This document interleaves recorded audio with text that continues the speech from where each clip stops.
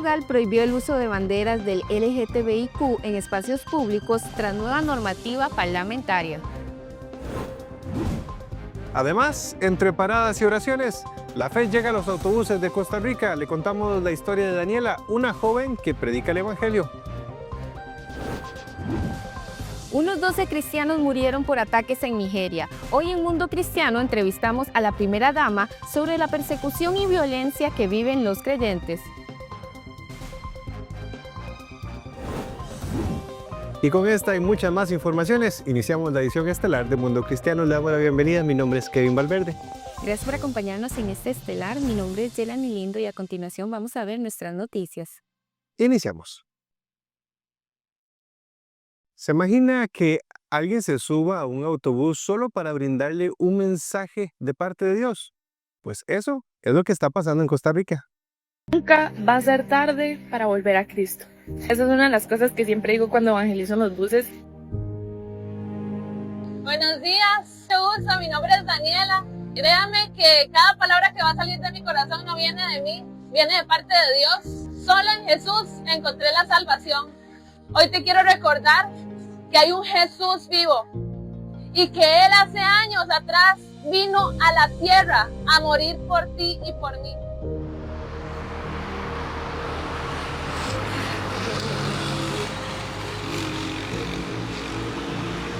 Cuando yo me subo a un bus, siempre tomo en cuenta primero de que Dios haya hablado a mi corazón, de que Dios me haya dado una palabra para estar segura de qué es lo que voy a compartir. Le pregunto al chofer si me da el permiso, aunque me diga que no, me monto al bus y es cuando empiezo a compartir la palabra de Dios, ya aunque sea con una persona. Tal vez no en el centro predicándole a muchos, pero sí sentada a la par de una persona y compartiéndole lo que Dios puso en mi corazón. Yo venía pasando por un proceso muy difícil en mi vida. La verdad, venía batallando con muchos miedos, inseguridades. Y a la misma vez yo estaba como en busca del propósito de Dios. Recuerdo que iba camino a la iglesia, iba viendo hacia la ventana, los carros y todo, y yo igual le iba diciendo, Señor, ¿tú tienes algo para mí? Realmente tienes un ministerio. Y en ese momento yo sentí algo que me dijo, levántate y predica en el bus. Yo dije, no, esto no es cierto. Esto es mi mente. Yo no me voy a levantar aquí a predicar. La gente va a pensar que estoy loca, qué vergüenza. Recuerdo que le dije a Dios, bueno, si es tu voluntad, yo me voy a levantar, pero solo si tú me lo dices, si tú me lo confirmas por medio de alguien. Y ese mismo día llegó una amiga llamada Patricia y me empezó a decir de que Dios había puesto algo en el corazón de ella. Y fue cuando me dijo, Dani, Dios me puso que fuera a predicar en los buses. Entonces ahí fue cuando me di cuenta y Dios me confirmó que era Él el que me estaba hablando en ese momento que me levantara y predicara. 1 año llevamos predicando en los buses y puedo decirles que más de 10 personas o aproximadamente 10 personas evangelizan con nosotros.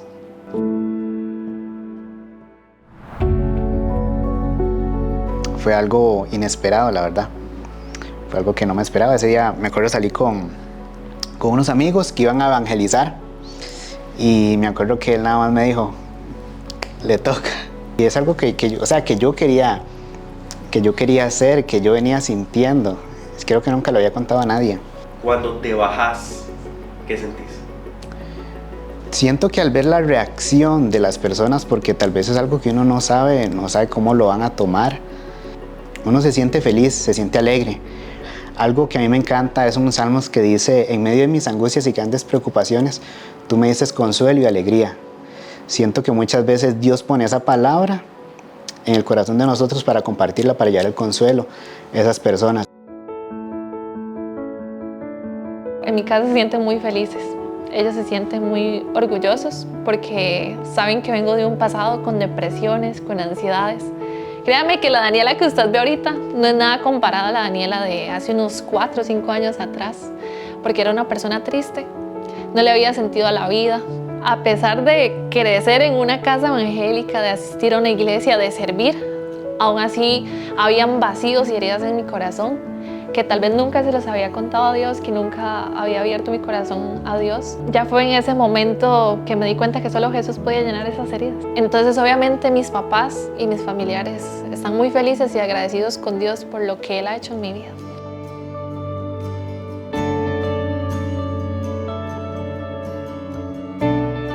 Y bueno, así cerramos el día de hoy. La verdad es que Dios es amor, y es lo que más queremos compartir a la gente. Nos ven aquí, pero realmente Dios ha hecho maravillas con nosotros y queremos compartir esos milagros que Dios ha hecho con nosotros para que los demás sean libres.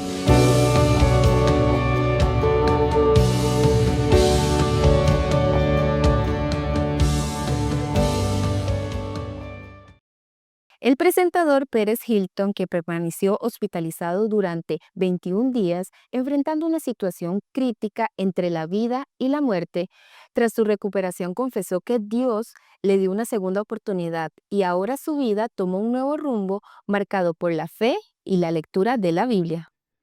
Hola a todos, he estado llorando, lo siento, he estado llorando, pero son lágrimas de pura felicidad. Pérez Hilton, apodado el Rey del Chisme y reconocido por difundir noticias del mundo del espectáculo, sorprendió a sus seguidores al confesar en un video que estuvo hospitalizado durante 21 días por una grave úlcera que puso en riesgo su vida, y durante esa situación crítica afirmó que vivió un milagro y cuenta su testimonio de fe. Una de las cosas más extraordinarias y especiales de toda esta experiencia que viví es que Dios se me presentó a mí, en persona. No fue solo una sensación o un sentimiento, Dios se me presentó a mí, de verdad.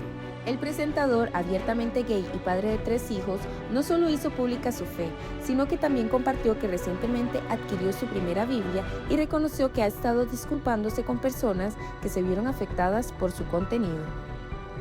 Cargo con una vergüenza muy profunda y un arrepentimiento que me consume por completo. Lo siento de verdad. No dejaré de disculparme y continuaré haciéndolo. También he tomado la iniciativa de acercarme para intentar enmendar mis errores y reparar el daño causado. He ofrecido mis más sinceras disculpas, tanto en público como en privado, a muchísimas personas, a decenas de ellas. Tras su salida del centro médico, dijo que comenzará a documentar su experiencia de lectura bíblica, a pesar de que dicho contenido no sea tan aceptado por sus seguidores.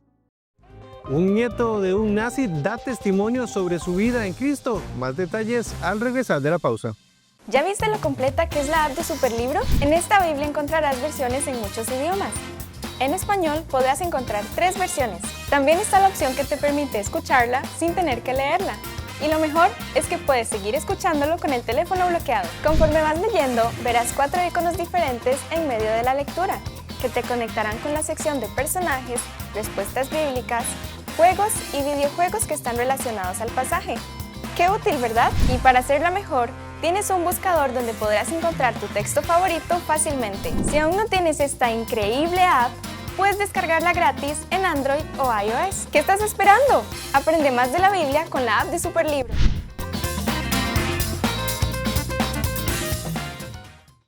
El mundo cambia cada día y la Iglesia no está ajena a esos cambios. En la edición estelar de Mundo Cristiano, nuestros periodistas te mantienen informado y a fondo sobre la actualidad internacional. Analizamos las noticias más relevantes con una perspectiva espiritual que marca la diferencia. Radio, televisión y redes sociales. Todo lo que necesitas saber en un solo lugar. Edición estelar de Mundo Cristiano.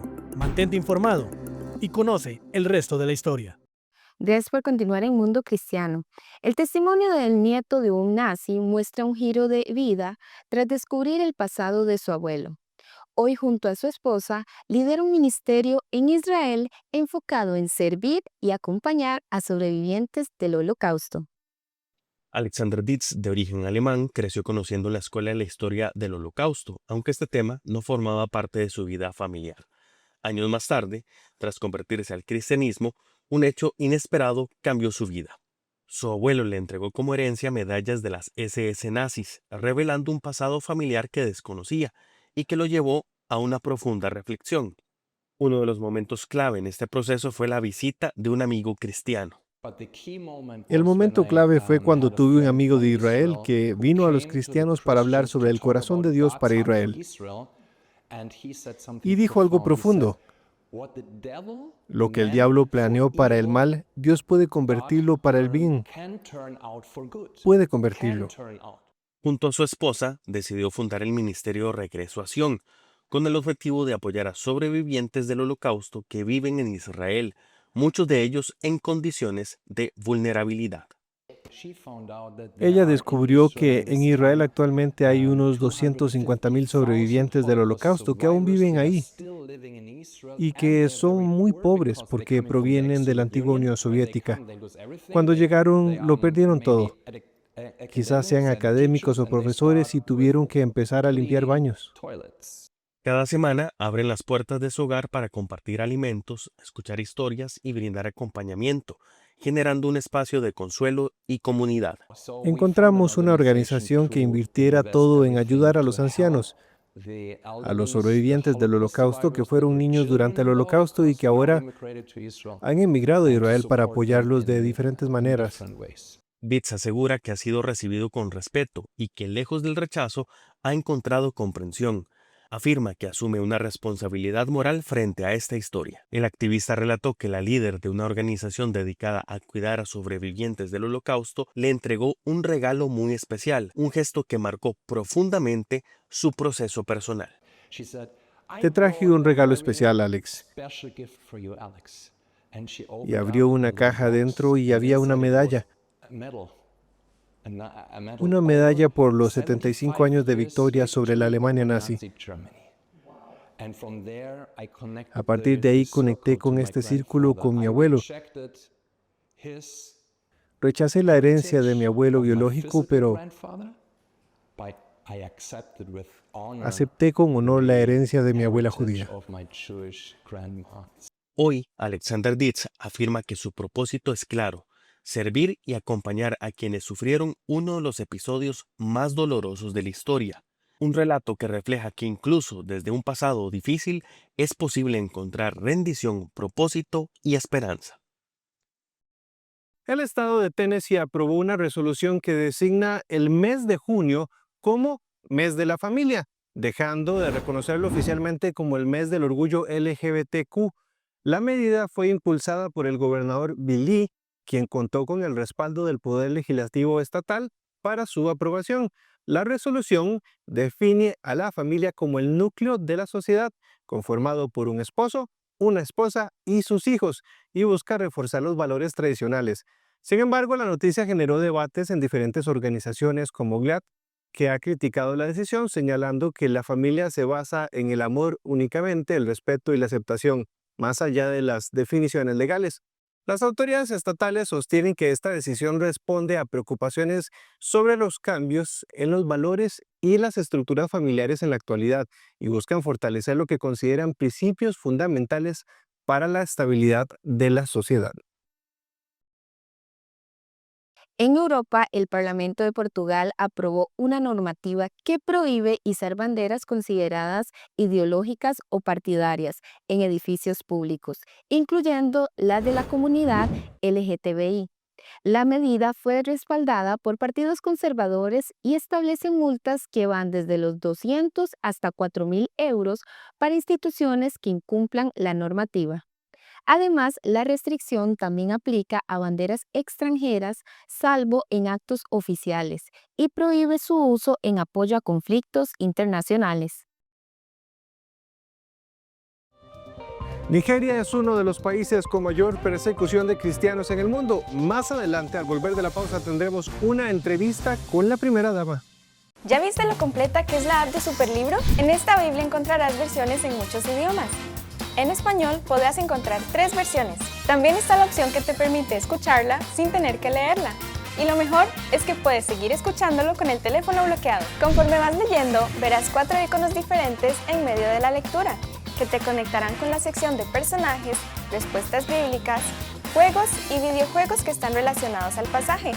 ¡Qué útil!, ¿verdad? Y para hacerla mejor, tienes un buscador donde podrás encontrar tu texto favorito fácilmente. Si aún no tienes esta increíble app, puedes descargarla gratis en Android o iOS. ¿Qué estás esperando? Aprende más de la Biblia con la app de Superlibro.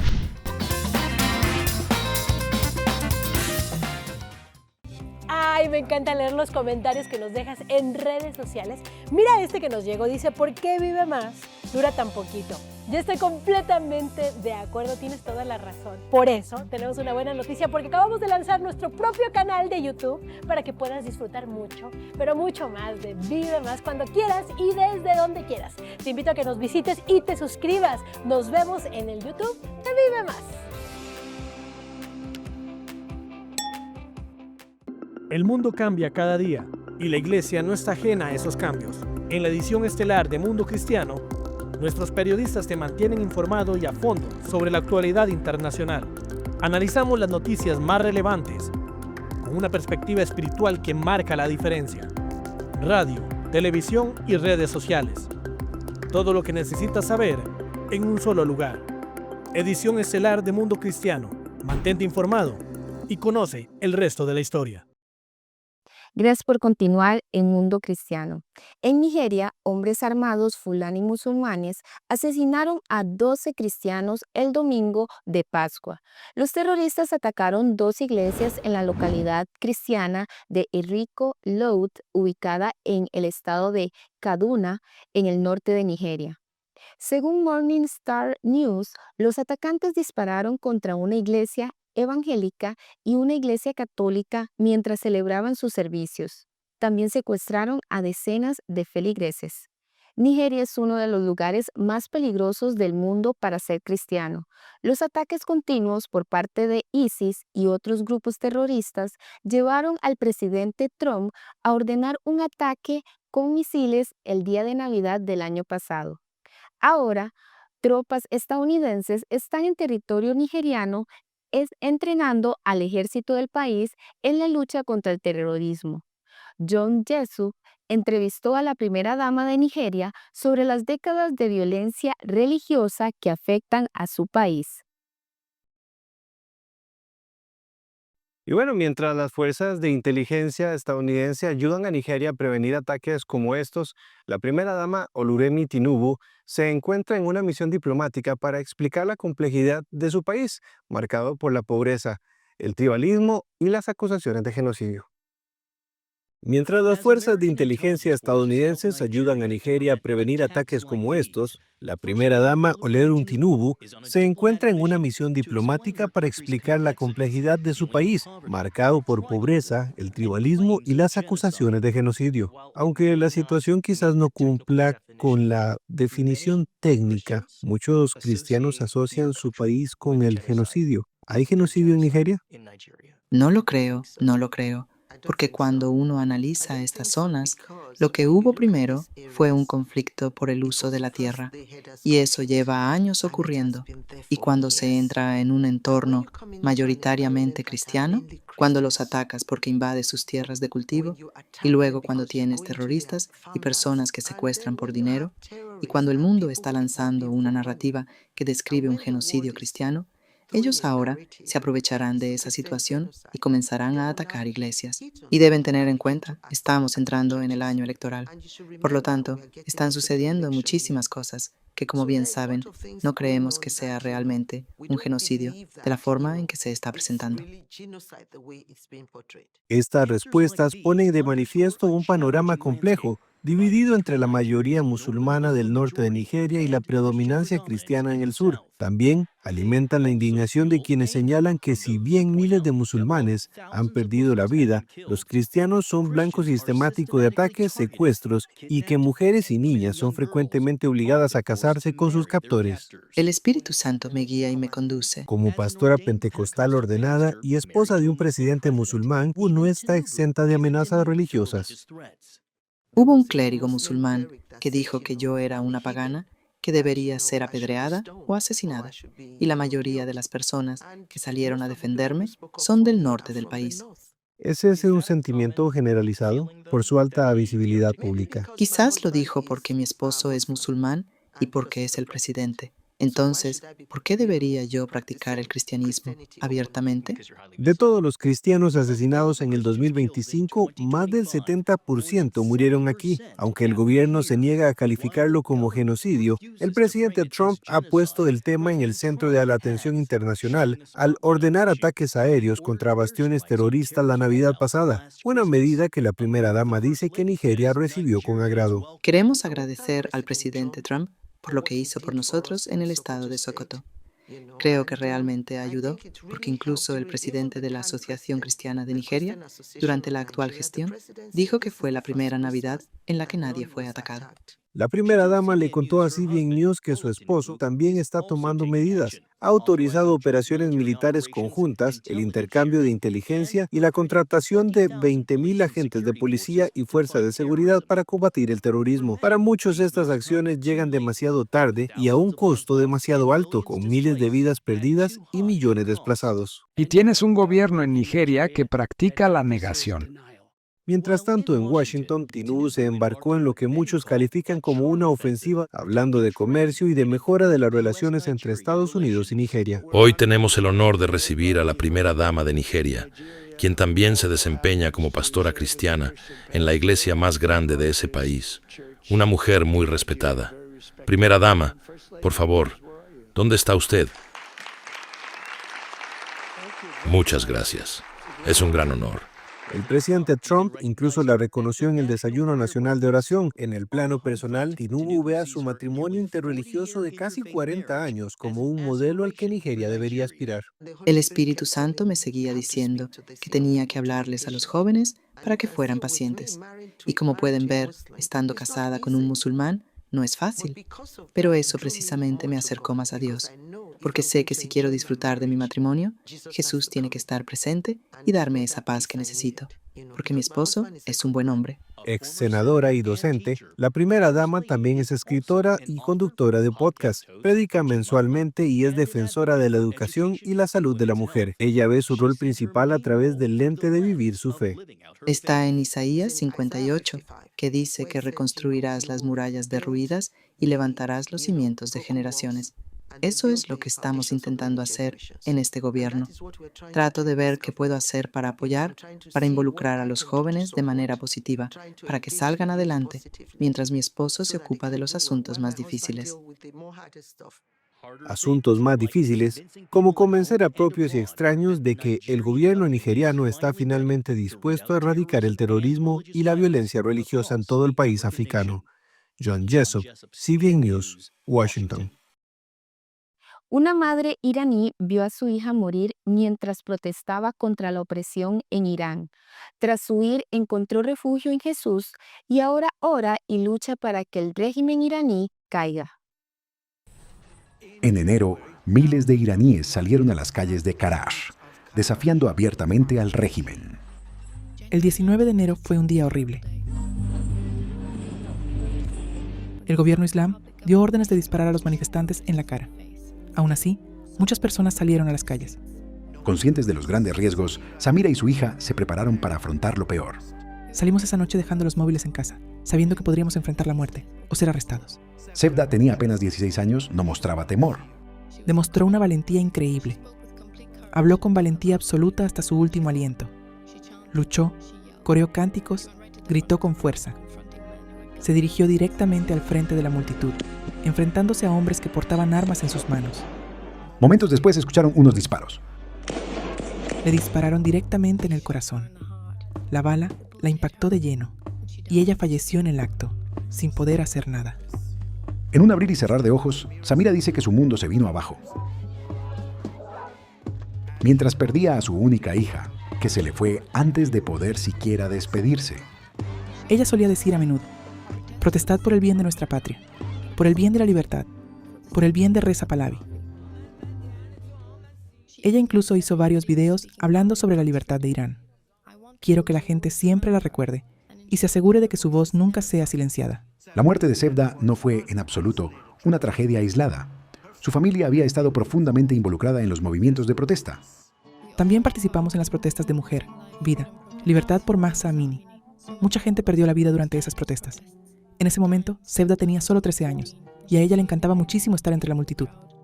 Samira dice que su hija fue la que la impulsó a seguir adelante. Hubo muchas veces que me instó a salir a la calle. Me suplicó que la acompañara. Insistió. Dijo que teníamos que manifestarnos por aquellos que habían perdido la vida. Sevda llegó a conversar con su madre acerca de la posibilidad de su propia muerte. Ella a menudo decía, ¿cuánto desearía que la gente fuera libre algún día? También solía decir, si algo me llegara a pasar, recuérdenme en el día de la libertad. Apenas unas semanas después de la muerte de Sevda, Samira se vio obligada a huir de Irán. En la actualidad, ella vive aquí en el norte de Irak, esforzándose por reconstruir su vida. En medio de su profundo dolor, ella afirma haber encontrado algo completamente inesperado. Cuando era niño, no era un musulmán muy religioso. En realidad, no aceptaba la fe chiita. Sin embargo, siempre sentí una gran curiosidad por Jesucristo. Conocí algunas cosas sobre él por ver videos en Instagram, pero jamás imaginé que tendría un encuentro como este. Según tu confesión, nosotros te bautizamos en el nombre del Padre, del Hijo y del Espíritu Santo.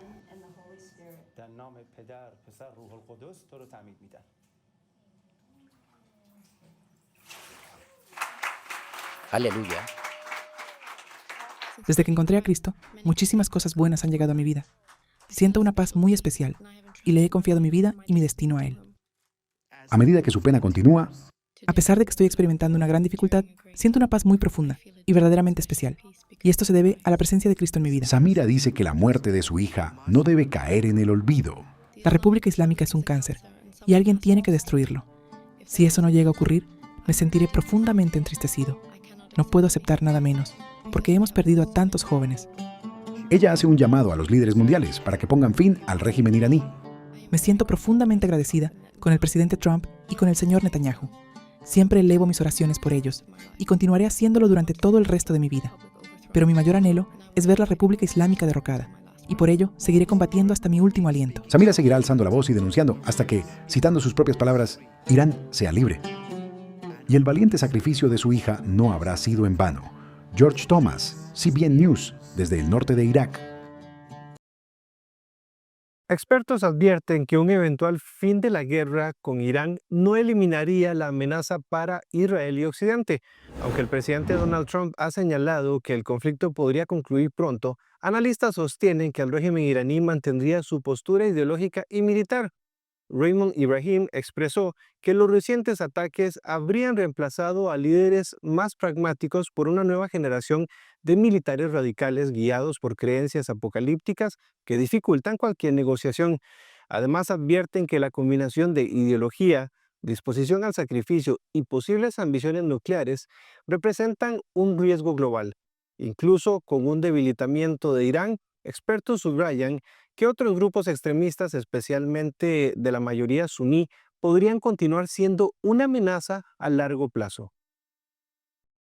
Usted puede conocer más sobre esta y otras noticias en nuestro sitio web mundocristiano.tv. Llegamos al final del programa. Así es, llegamos al final de este estelar. Muchas gracias por acompañarnos y esperamos que tengan un buen día.